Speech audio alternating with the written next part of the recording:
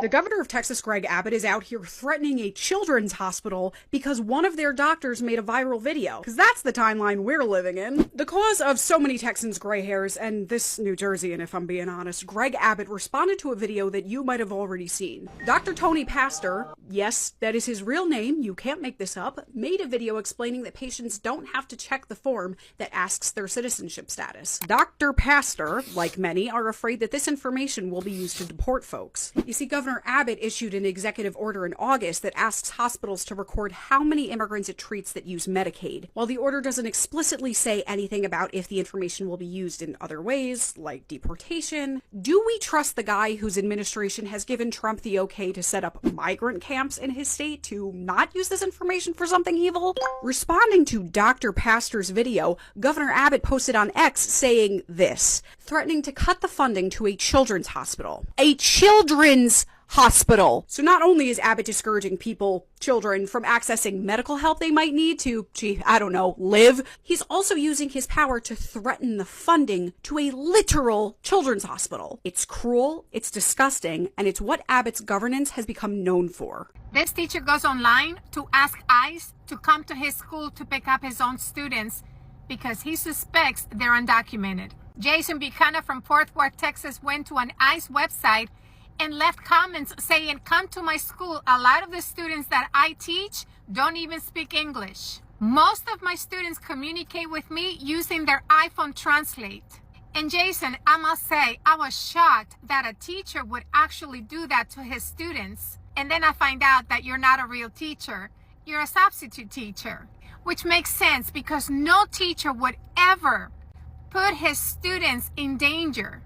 No teacher would invite the federal government to come and pick up his students and do harm. You know why? Because real teachers care about his students. A real teacher cares not just about educating his students, but goes beyond to care about their well-being.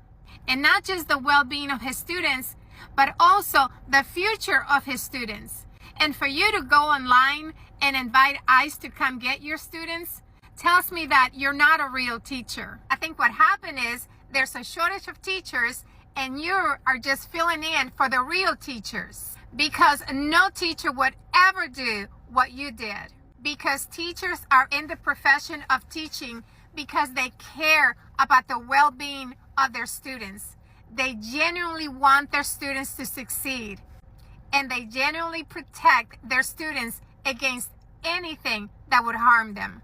As a former teacher myself, I can't even imagine doing what you did to my own students. Because above all else, I'm a mother, I'm also a teacher, and my students are like my children. Their privacy and their safety comes first. Don't become a teacher. You don't belong in this profession. Go somewhere and change a tire. 6 years ago, Greg Abbott showed up at this school behind me, Palmer Lane Elementary. He held a press conference with lots of cameras and promised to invest in public schools like this one. Now, this school behind me is at risk of closing because Greg Abbott has refused to invest a penny of new funding into our public schools since 2019. Now, Texas ranks 43rd in the nation in per student education funding. Texas teachers are making less than they did 10 years ago when you adjust for inflation. And local property taxes are through the roof because our state government has failed to do its fair share of school funding. 6 years ago, Greg Abbott promised to invest in public schools like this one. Now he's letting them close. So what changed? Follow the money. A group of billionaires who want to privatize our Texas schools bought our governor. One of them, an East Coast billionaire named Jeff Yass, gave our governor one check for $6 million, the largest campaign contribution in Texas history. So now Greg Abbott is starving our public schools and pushing a private school voucher scam, which will take even more money out of schools like this one and put it in the hands of millionaires and billionaires. Greg Abbott broke his promise that he made here at Palmer Lane Elementary. He's no longer working for the nearly 6 million Texas school children. Now he works for billionaires who can write a $6 million check. Wow, so Texas Governor Greg Abbott said that the only thing stopping him from having migrants shot at the border are murder charges from the Biden administration. Yes, you heard me right. Apparently, right now, the only thing stopping Texas Governor Greg Abbott from ordering law enforcement to shoot migrant women, children, and men is the fact that it's illegal and he would not be able to get away with it. Don't believe me? We'll just hear it straight from the man himself when he was on the Dana Lash show recently. And so we are deploying every tool and strategy that we possibly can. The only thing that we're not doing is we're not shooting people who come across the border because, of course, the Biden administration would charge us with murder. And yet this man calls himself pro-life. What a hypocrite. Obviously, when you murder people, you are going to be charged with murder. It is reckless comments like these that incite violence against the Latino community or anyone who looks like a migrant. I honestly just cannot believe that these words came out of a sitting governor's mouth. Every single day, it gets scarier living in the state of Texas. So some prayers were answered. Did you guys see Greg Abbott, the governor of Texas, on TV, giving his little press conference? And he had the nerve to say that some prayers were answered when talking about how some of these children were rescued. But what about all of the other children? What about all the other kids, Greg? And what about all the other people who passed away? Some prayers were answered? That's your goddamn answer? Do you see why these religious nutbags should not be in charge of anything? To believe this kind of bullshit. That, oh, what? Parent A gave 10% more in their tithe offering, so that week their children were spared? What causes God to save some of them and not the other ones? How does he decide whose prayers are fucking answered and whose prayers are not? And which children die and which children survive? What is it, like a lottery? Huh? He just pulls a number out of a fucking hat? A friggin' governor talking on TV about how some prayers were answered and these children were saved and some prayers were not. But prayer works is what he said. Yeah, it works all right. Works about as well as pissing in the wind. This is a goddamn insult to the parents whose children perished and to all the other lives lost, talking about how God answered some prayers. It is maddening to me that these people still, in our government, follow this bullshit and try to sell this bullshit to the people. Oh, you know, Jane, she prayed 2 extra times this week, gonna save her kid, but not Bob's. He watched that TV show I don't like. The religious fanatical in this nation need to grow the fuck up. Stop spouting this kind of ridiculous bullshit on TV when people's lives are lost, talking about how God saves some but not others. Come on, man, prayer works. Really? Really? If prayer worked, we wouldn't even be in this situation to begin with. Let me know your thoughts in the comments below about Greg Abbott's prayers were answered bullshit line. Like, share, follow for more. This is Grim with Get the Rant, and I'll see you all in the next video. So welcome back to my YouTube channel. My name is Anthony, and it's always amazing having you here, my viewers, my subscribers, and ensure that you leave a comment so that we can engage in discussion about all the issues that are affecting our country at the moment. So Donald Trump is the shadow governor of Texas. Greg is just but a puppet. He deploys National Guard at Trump's will. He wanted to gerrymander Texas under Trump's request until our big, beautiful courts agreed with us that it was against the law. If you thought Trump is bad, Greg is Ivan the Boneless. Breaking news. I don't know if you guys heard about this, but the city of San Marcos has recently found out that 4.4 million of their tax-paying dollars was going to Israel. So the city suggested that their $4.4 million should be best used for the city and the people who live in San Marcos, Texas. Well, Governor Gregg Abbott did not like that shit. He basically sent a whole, actually, I'm going to put the letter up. Pause and read, because I'm going to continue. I'm not reading all this to you. And for those who did want to read, let's just sum that shit up in a quick little boom, boom, boom. He basically said anti-Israel policies will not be tolerated in the state of Texas. And if you're anti-Israel, you're anti-Texas.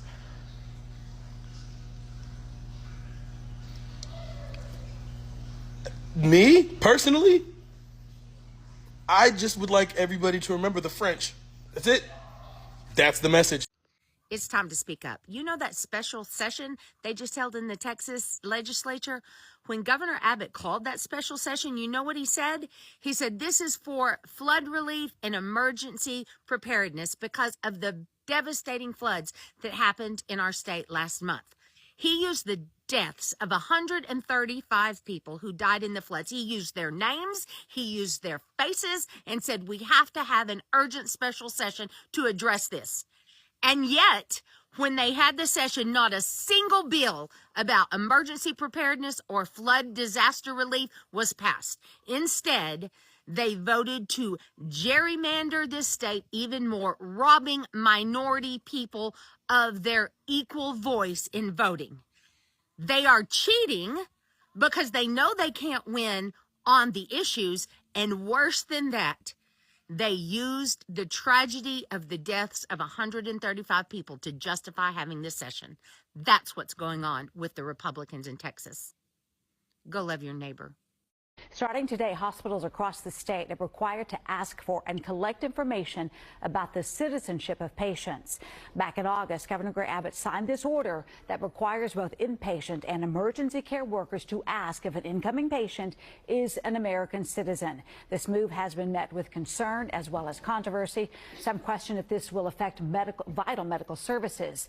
Our Larry Collins went looking for answers to these questions and is here now this morning with what you learned. Larry, good morning. Yeah, good morning, Deborah. You know, this is a story that has national headlines behind it, right? Well, the head of the DFW Hospital Council tells us that local hospitals and systems do plan to fully comply with this order.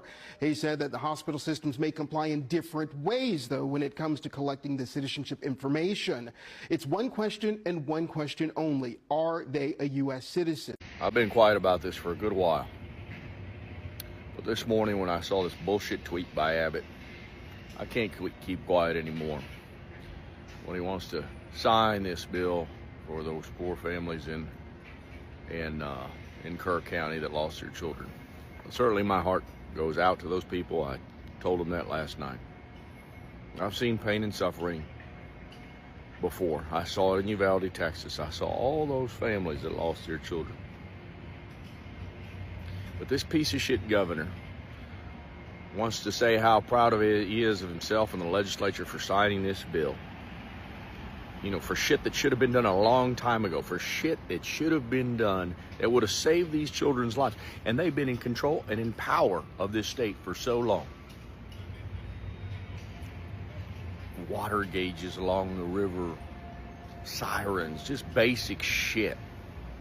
This sorry piece of shit and his fucking cronies could never have done before. And insofar as signing a bill right away, go fuck yourself. You couldn't do the one fucking thing in Uvalde. There was no special session for those families. There was no money for those families. There was no bill, the simplest fucking bill on gun relief, which was to expand the age limit on AR-15 access to 21. You couldn't even do that, you piece of shit. You're a sorry fucking excuse for a governor. You're a fucking useless fucking idiot. We are at a recruitment fair for ICE. I want to talk to folks and see who wants to be a deportation officer and why. I'm a college student, recently graduated. Former flight attendant. I did 8 years in the Marine Corps. Doors haven't even opened yet, and already there's a line of more than 100 people waiting to get in. ICE saw this event advertised on ICE's social media account. The benefits they're offering are pretty extensive. There's an up to $50,000 signing bonus, $60,000 in student debt reduction, up to 25% overtime rate. The Trump administration is adding tens of billions of dollars to the budget and is trying to make immigration enforcement really the center of law enforcement in this country right now. This is the Esports Stadium in Arlington, Texas. It's usually a space for gamers. Today, ICE is hiring for a variety of different positions. The lines have been the longest for deportation officers. That has the lowest bar to entry. College degree is not necessarily required, and ICE is trying to hire 10,000 deportation officers. The signage behind me says, "Defend the Homeland." What were the attractions of working for ICE? I'm very patriotic. You know, guarding America, guarding the homeland. When I saw Uncle Sam pointing that finger, I just had it in my heart. And you're thinking, look at this guy. He's an immigrant. He wants to become a deportation officer. Doesn't make any sense to you. Makes 100% sense to me. We're seeing a bit of the speed and scale that the Trump administration is trying to move at. They're moving people in and out assembly line style. They're offering drug testing on site, and they're even saying that you could walk out of here with a tentative offer letter to start a new job at ICE. I was able to get an offer today. I accepted, and then I went and did all my process, my fingerprinting and my drug testing. Background check is next, and then, of course, training. There's a lot of criticism of ICE and its tactics in enforcing immigration law. You can hear the protesters behind me shouting at applicants as they walk in, calling them Nazis and fascists, and even identifying them by name. They're looking up people's license plate numbers. So are you worried about being called a Nazi? You know, I don't mind risking my freedom to safeguard yours. ICE has become kind of a really polarizing agency. Is this a father and son? You get life together. It reflects the big divides within America. It's a flashpoint for how people feel about Trump's mass deportation agenda. Thank you to everyone who has watched this video to the end, and ensure that you leave a comment so we engage in discussion. From his urge to shoot immigrants, defunding our public schools to ensure our kids from poor neighborhoods have no access to free meals, to discrimination based on race when receiving healthcare in public hospitals, to using flood victims' names to push his agenda. How worse can someone be? And the sole idea that there are moderate Republicans is a fallacy founded on lies. They are the same across the board. Greg's broken promises and his failure as a governor can be felt across every socio, economic, and cultural dynamic of the Texas population. From his incompetence in handling fires in 2024 and lack of accountability in July floods leaves a trail of questions on why he doesn't care about Texans anymore. This year alone, we have had deadly power grid failures in the winter, which led to nearly 5 million people cut off from power. To prevent complete collapse of the state grid, where an estimated 690 people died, which maybe was a small price to pay, according to the governor and the companies providing power. It was the largest forced power outage in United States history, something that rarely happens even in some of the third world countries. What did he do after that?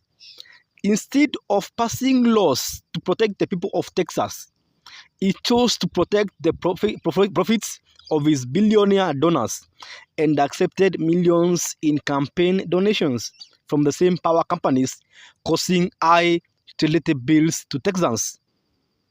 Why do we vote then? Why? The billionaires should be selecting our leaders because we have no say in government policies, both state and federal. What is going on in Texas is not an indication, but a declaration to current and future generations to never vote a Republican governor again. And for fellow countrymen and women in Texas standing against Greg Abbott, fear is a reaction. Courage is a decision. So stay alert, stay focused, don't fear for the government's psyop, watch blue, talk blue, vote blue, and until the next video, thank you for your attention to this matter.